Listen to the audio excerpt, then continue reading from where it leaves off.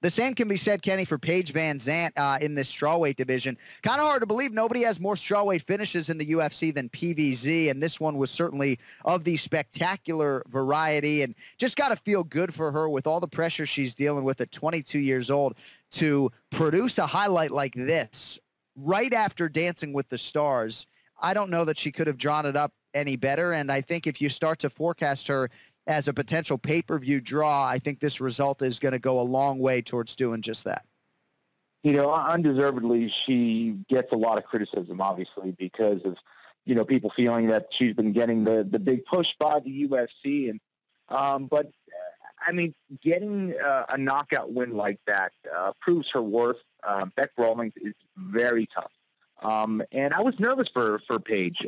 Going into that fight, you saw her attempt a few different type of crazy kicks out there. She did a tornado kick. She did another double kick. And she was in boxing range for the majority of that fight against Beck. And that's where you don't want to be. I was concerned for her, but she kept believing in herself. She went for that double kick, went low to the outside of the leg of Beck. She went to parry it. She dropped her other hand in the process, got kicked with that left leg right in the face, and it was just beautiful stuff. Rocked her, dropped her. Paige got the finish, and you know, I guess she was dealing with some injuries leading to that fight. I think that that's one of those fights, John, that really is going to elevate her confidence, her skills. Yeah. She's going to continue to get better, and she's showing that she is improving.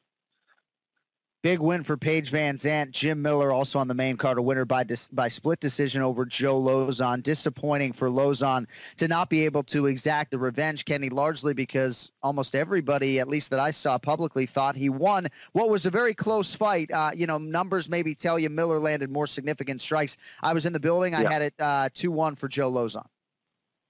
Yeah, and then that's the way I had it, which was surprising. You know, I think that Lauzon's grappling was the difference for me. I thought he was getting the better positions. You know, I thought Miller might have been edging some of the strikes. You know, I think something that might have affected Joe Lauzon is he still uses that shelling technique where he keeps his hands very high after getting hit. And it almost looks like he gets hurt sometimes after the shot, but what he's doing is he's just kind of keeping his hands up and kind of in that shelling defense. And I don't know if that's affecting him at some point where the judges think he's hurt or whatever, but yeah, I don't get it. I thought Lauzon won the fight, and it was still an amazing fight, just as the last one was, and I'm sure Joe was a little bit disappointed, but two guys that always bring it, two class acts, and unfortunate result for Joe, though. All right, now joining us on the guest line, truly a rising star in the coach